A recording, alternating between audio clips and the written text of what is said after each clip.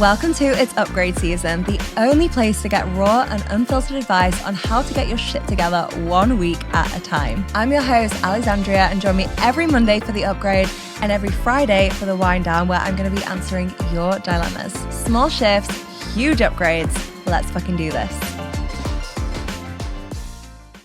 Welcome to It's Upgrade Season, and I have such an upgradey episode available to you, because I am going to be sharing my full manifestation process. I have never ever shared this before outside of a paid workshop or masterclass. So I am fully revealing it in this episode, and I am so excited. This has been the process that has helped me manifest penthouse apartments in Miami, my US visa, financial abundance, 100K a year, 100K month, 100K week, just so many incredible things into my life. And I'm really excited to share this with you today. I've distilled my manifestation process into something I call the crystal codes.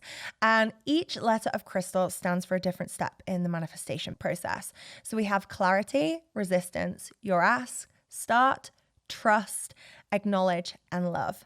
And I'm going to be talking you through how to work through those in the manifestation process and how to manifest literally anything into your life, because I truly have applied this in so many different areas. I've applied it in business. I've applied it in friendships. I've applied it to opportunities, to trips, to it. So many adventures have come from this. Even as I'm sharing this, I'm thinking of other things that I've manifested through this. Visiting Sir Richard Branson's Necker Island, just like so many things. So I'm excited to hear what you do manifest. And when you do manifest those things, girls, DM me. I love hearing what you're going to manifest. The first step in the manifestation process that I'm going to share is clarity. Or as I like to phrase it, what the fuck do you want? Now, this sounds like such an obvious question, but this is actually the place that I see the most people getting tripped up on. The reason being, a lot of people are caught up in what they don't want. Oh, I don't want to be working 9 to 5. Oh, I don't want to be on calls all the time. Oh, I don't want to be stuck on sales calls all the time. Oh, I don't want a partner who isn't leading. Oh, I don't want to be, unable to afford this. Oh, I don't want to be in debt. I don't want. Like, there is a lot of focus on the things that you don't want in your life. There is a lot of power in knowing what you don't want in your life. Knowing what we don't want can help us set energetic standards and boundaries as well around what we're willing and available for. It can also give us clues, though, for what it is that we do want in our lives. And I think one of the most powerful first steps is actually getting clear on what those things are. Because when you know what you want, you can put both feet in, and from that place, everything starts to open up. It becomes clearer what action you can start to take. Becomes clearer what you say yes and no to.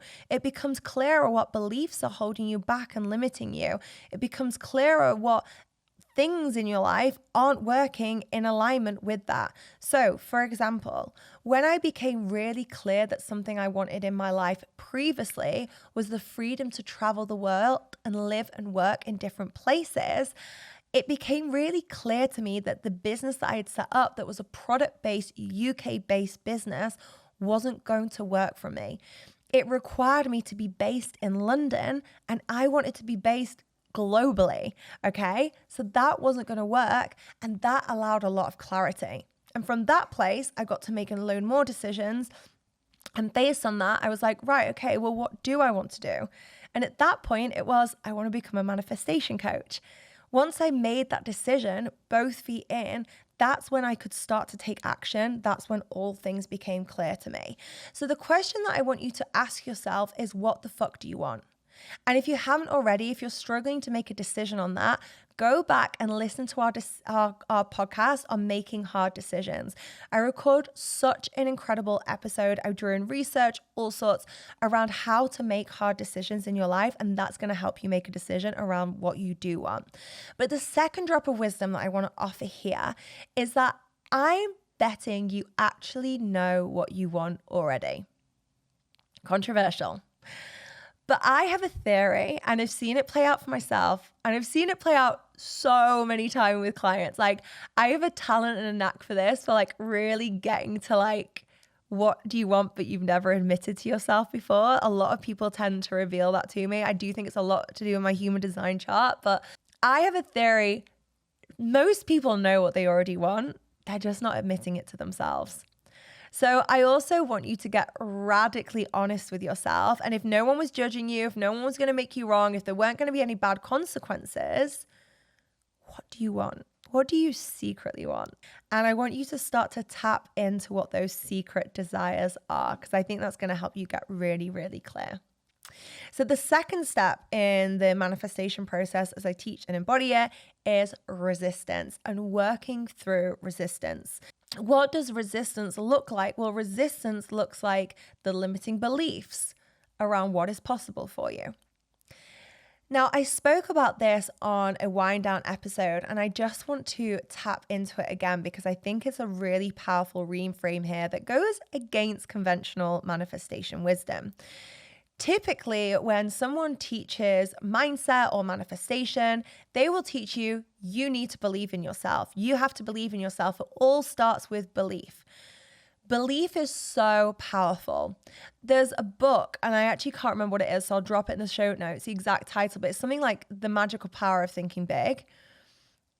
Such a good book, and it really does show the power of thinking big. However, I think it can be really hard to believe in yourself without evidence. And this is where we'll tap into this later in the process in trust.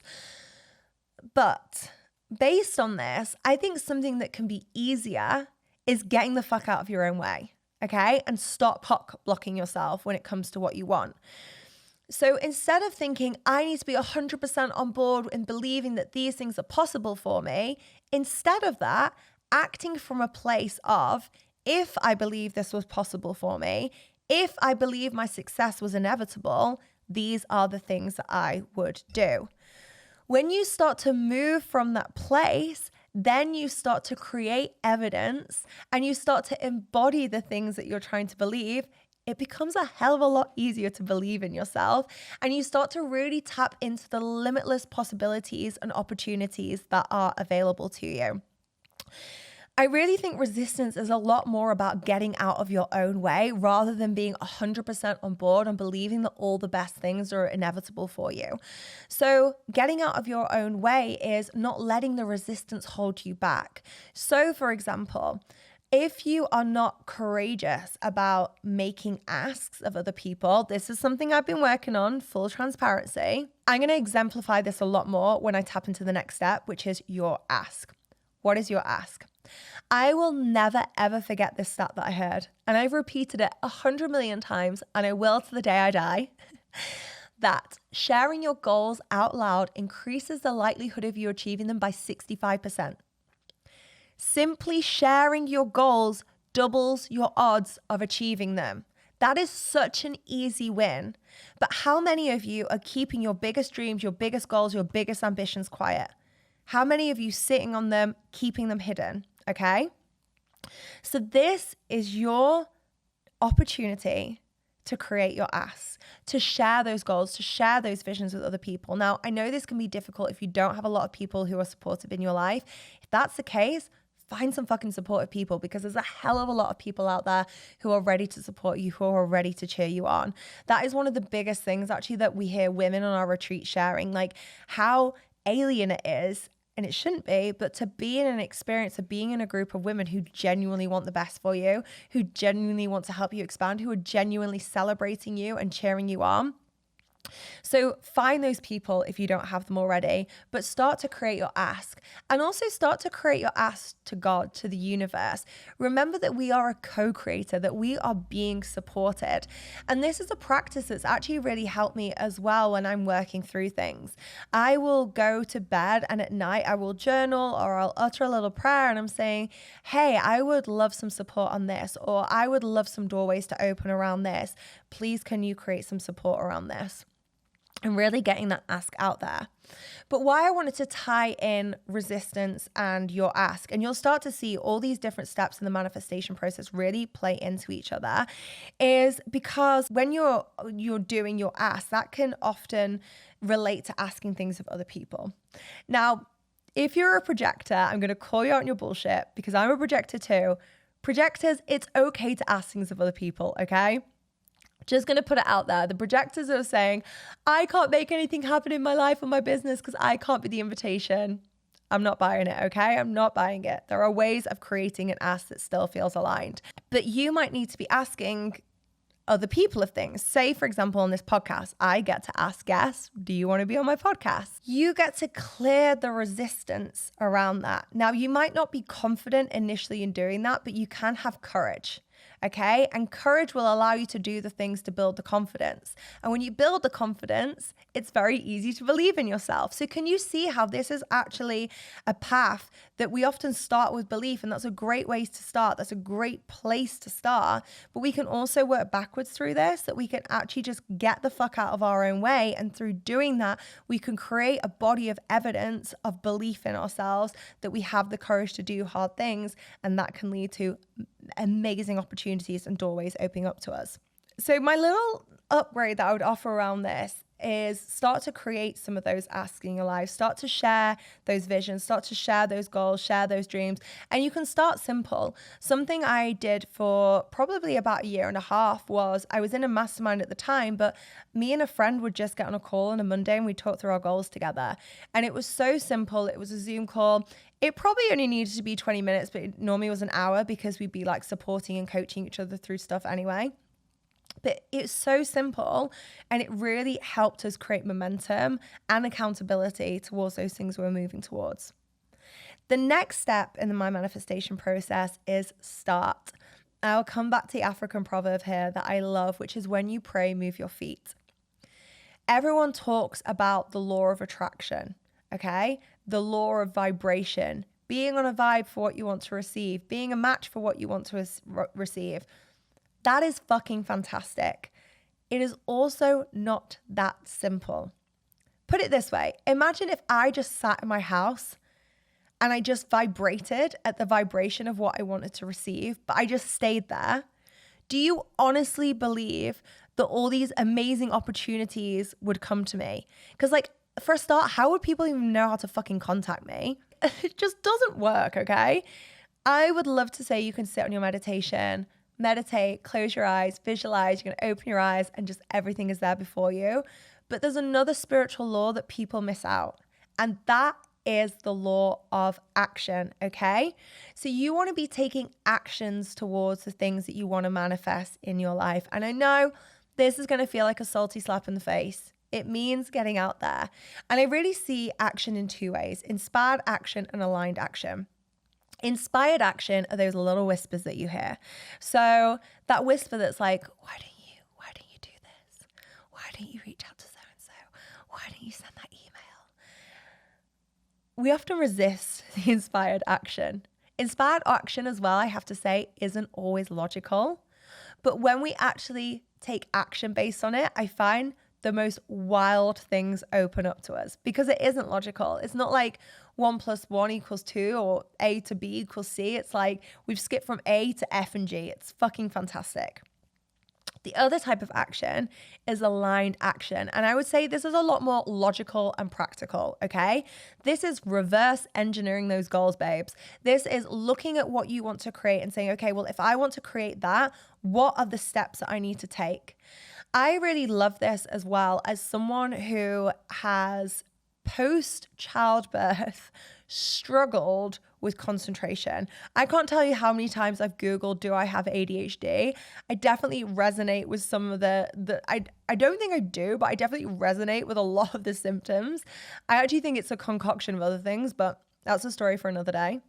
But I found this really, really helps me because if I just look at the big goal on paper, it can feel really overwhelming, particularly when you're time poor and you're like struggling with concentration. And when I feel overwhelmed, I will then get into like toxic habits such as procrastination, such as scrolling, such as putting things off.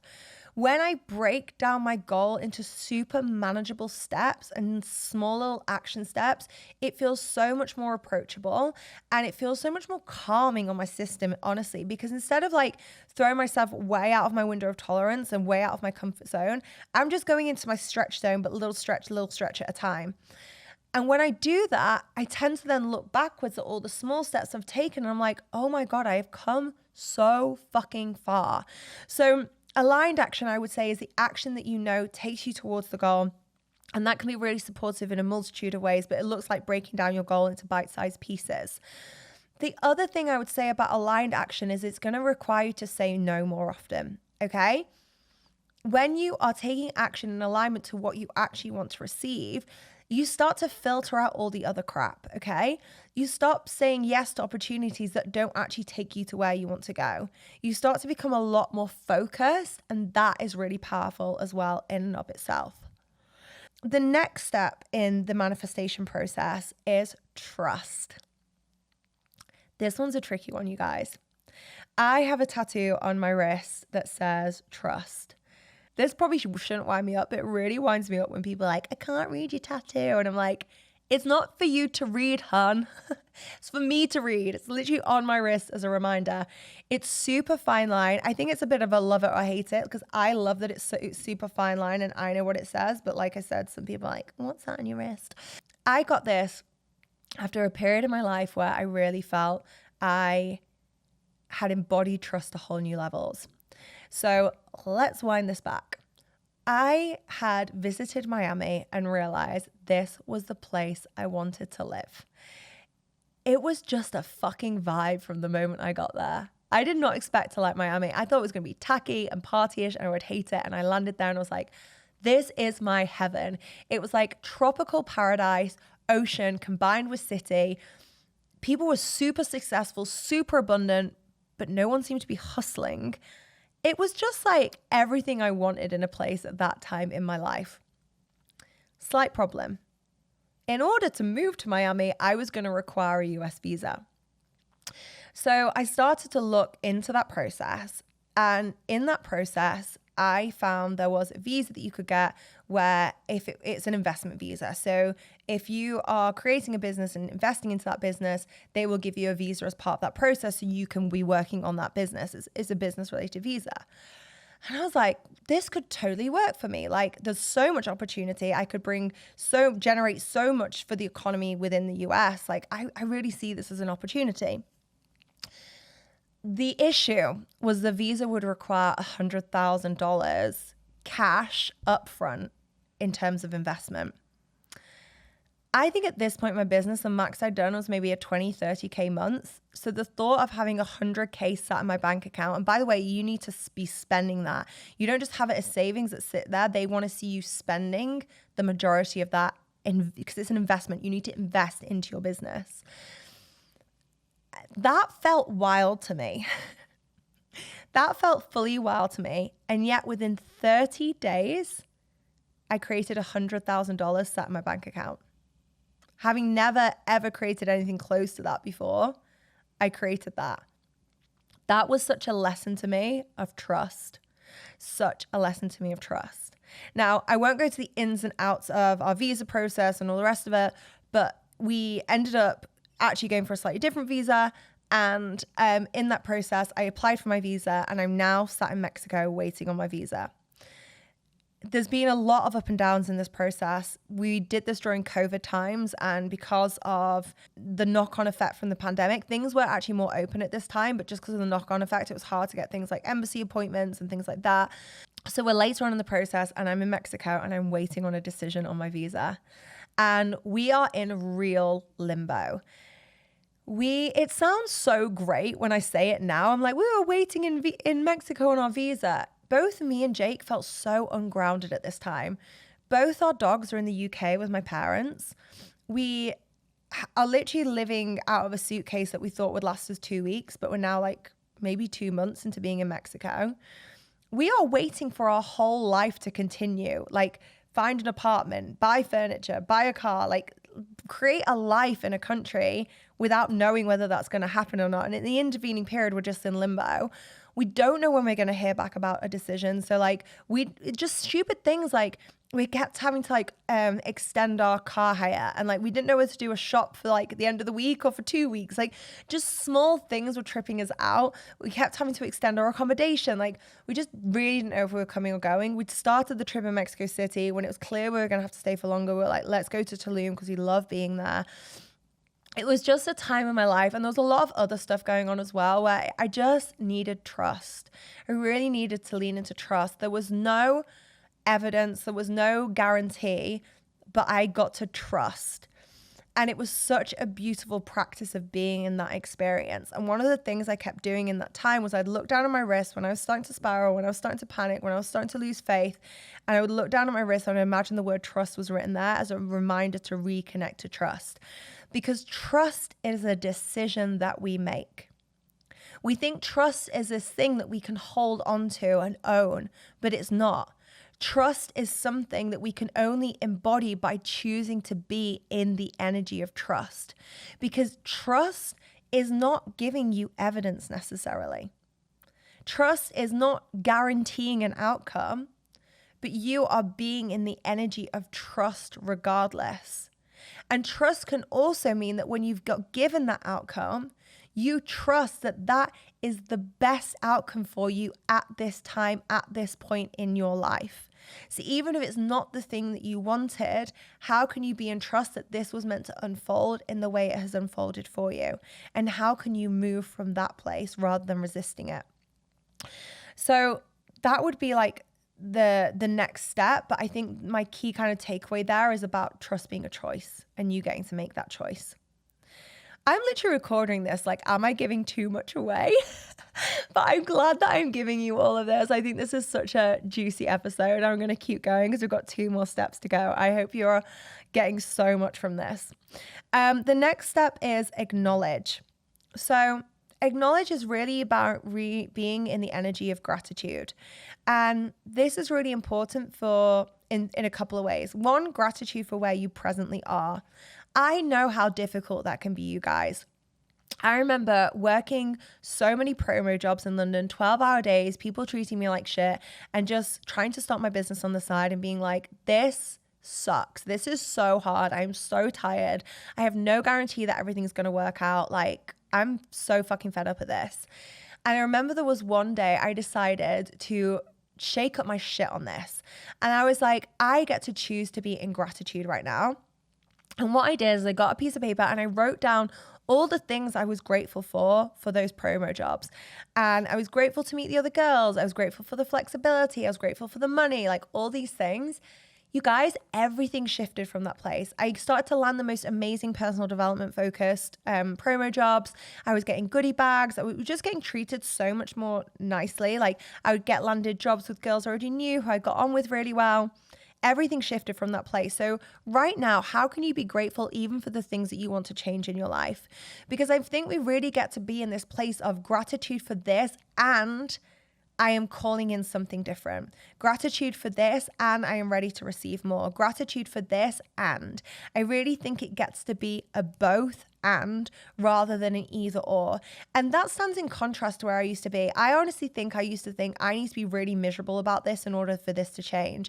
And I do think we're taught that a lot. I think even in the stories that people share with us, it's often like, you know, I hit a low and then this happened. That's my own story in many ways, you know, and this is what I'm saying. I think I thought I had to get to a point of real unhappiness for things to change. I had a nervous breakdown in my first job, which is why I decided to change my entire fucking life. But actually, I've realized you don't have to get to that point. You can be in a place of gratitude and appreciation for where you are, whilst also saying, I am open to creating a new reality for myself.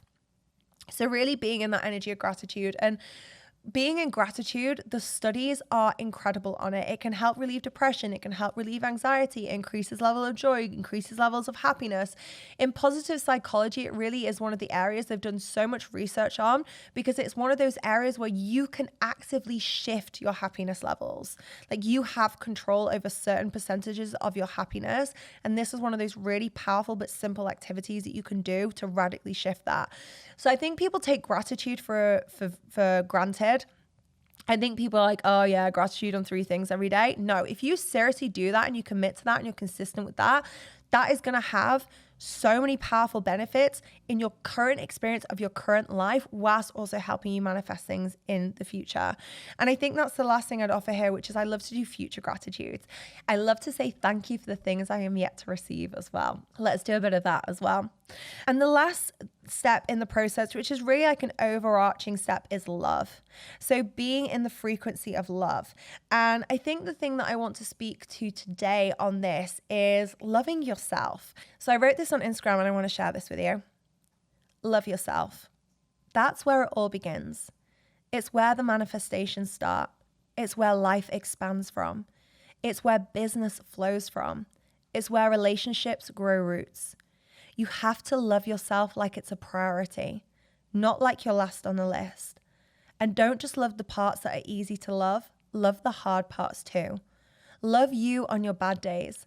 Love the part of you that wants to give up. Love the part of you that feels a little lost and a little cringe sometimes. Love the part of you that doesn't know.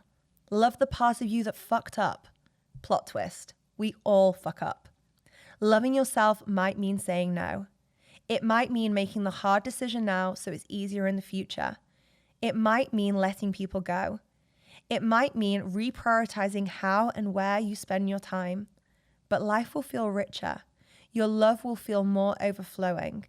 This is where it begins, and it's a choice. So choose to love yourself today, babe.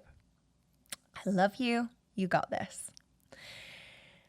And I think that really gets to the core of what I wanted to say here, because I really do think loving yourself is where the manifestations begin. When you love yourself, you make radically different decisions about what you are going to say yes to in your life. I can look back on some of the darker parts of my life, and I really can trace back why I made those decisions and why I allowed those things into my life as a lack of love for myself. So I'm not saying you need to nail self-love today in order to manifest. Absolutely not. But I do think you get to ask yourself the question, if I love myself, what would I do? If I love myself, what would I want? And you also get to act on acts of self-love as part of your manifestation process. That can be really simple. Something I've noticed that I would often do previously was, even if I was tired, even if I needed nourishment in another way, I would crack on with work because I would be concerned with the should. Well, I was like, well, I should do this, or this needs to be done. I, as my friend Natalie says, shed the shoulds. I fuck off the shoulds these days, as I would say. She's like, I'd shed the shoulds. I'm like, I'd fuck off the shoulds. I realized that my number one priority is loving on myself, because when I do that, I refill my cup and everything is easier. Getting those tasks done are so much easier when I am filling my cup. So that is the manifestation process. That is the full manifestation process as I teach it. I have not managed to go into everything I would like to share on each of those areas, but I wanted to give you a really beautiful, powerful, juicy whistle-stop tour. So you've got a lot to action. You've got a lot to work through so you can start to go through your own manifestation process. Over the next couple of weeks, I am going to be teaching women to actually embody that process. So I've kind of taught you the process there, but we've not embodied it. I've not taken you through activations. You've not felt it in your body. You've not moved through it in that way. And this is something I'm really passionate about. A lot of people know how to do manifestation.